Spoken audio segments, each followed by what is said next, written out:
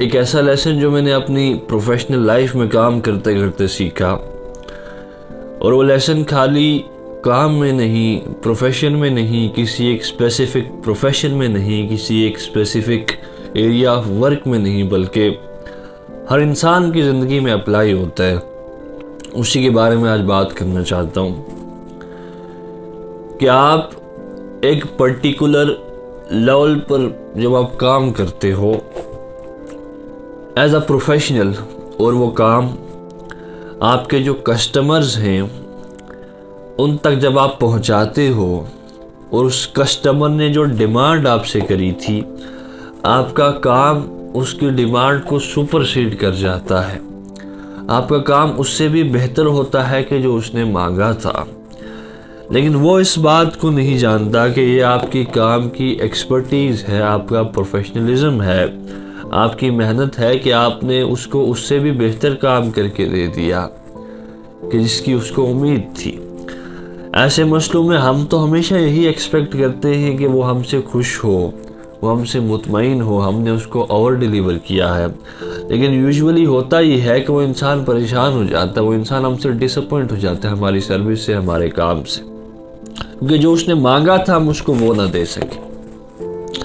अभी रिसेंटली एक क्लाइंट ने फ़ोन किया और उसने ये कहा कि मुझे एक लीगल नोटिस आया है किसी पार्टी की तरफ से, और उसका जो है रिप्लाई देना है उनको। उन्होंने मुझे बताई कि ऐसे ऐसी ये मसला है, तो आप देख लीजिएगा। मैंने कहा ठीक है।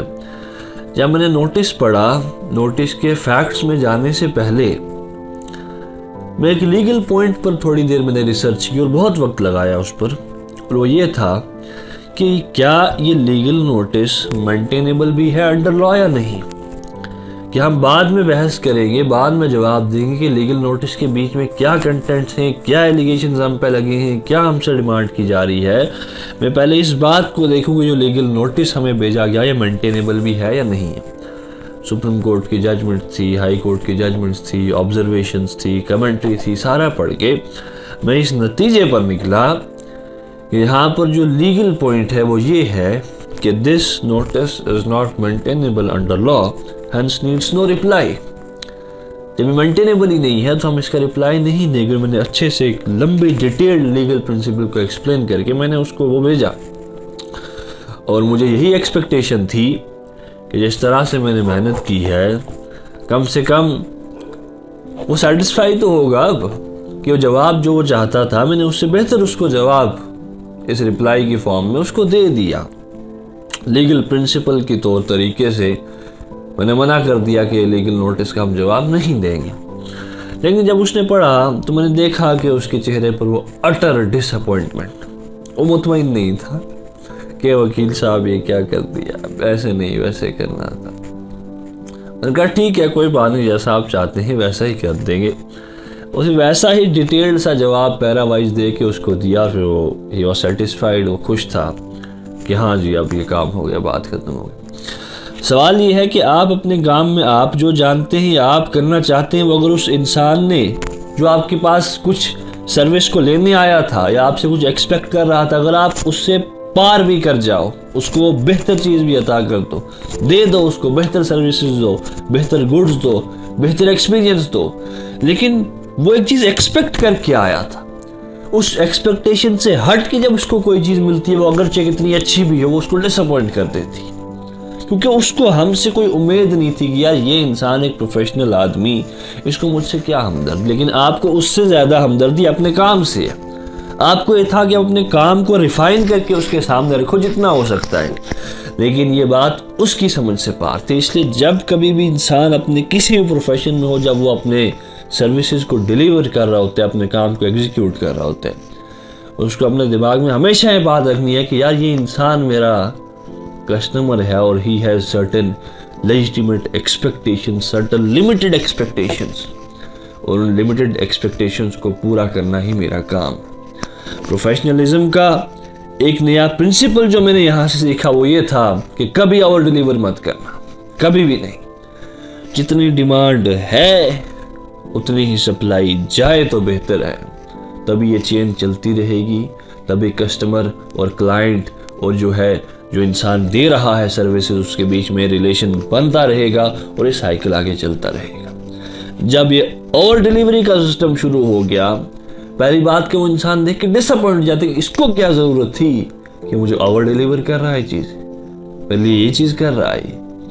अपने प्रोफेशन, अपने काम से प्यार, उसमें अपने आप को रिफाइन करना वो एक अलग बात है, लेकिन इसको जोड़ देना कस्टमर सेटिस्फैक्शन के साथ और ये उम्मीद करना कि वो बेहतर होगा, मेरा क्लाइंट मुझसे खुश होगा, तो ऐसा नहीं होता।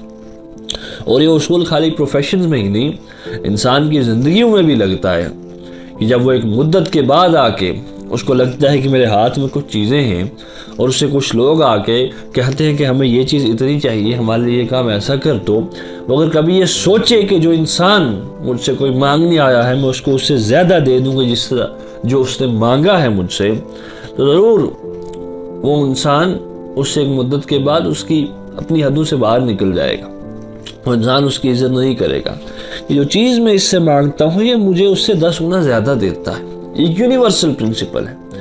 तो जितनी चीज़ आप चाहे जितने मर्जी दयालु हैं, आप चाहे जितने मर्जी साफ दिल के हैं, लेकिन उस सामने वाले की साइकोलॉजी और कंडीशन को देख के आपने उससे ज़्यादा कभी अता नहीं करना जितना वो मांग रहा है, जितना वो एक्सपेक्ट कर रहा है, वरना in the long run you will be in loss. कौन सा लॉस?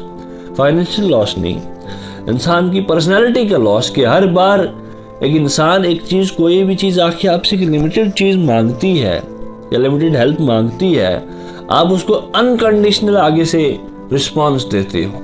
इस पर कंडीशन कोई नहीं, इस पर लिमिट कोई नहीं। इन द लॉन्ग रन वो जो स्कार्सिटी का प्रिंसिपल है कि जितनी चीज़ कम होती है उतनी इसकी कीमत ज़्यादा होती है, उस स्कार्सिटी के प्रिंसिपल को जैसे आप वायलेट करते जा रहे हैं उससे आपको नुकसान हो। तो अपनी बात को ख़त्म करते हुए ज़रूर ये कहना चाहूँगा कि चाहे वो प्रोफेशन हो, चाहे ज़िंदगी हो, लोगों की साइकोलॉजी है कि उनकी एक्सपेक्टेशन से बढ़ के उनको चीज़ें अता न की जाएं, ना उनको अपनी सर्विसेज दी जाएं, वरना in the long run you will be in loss.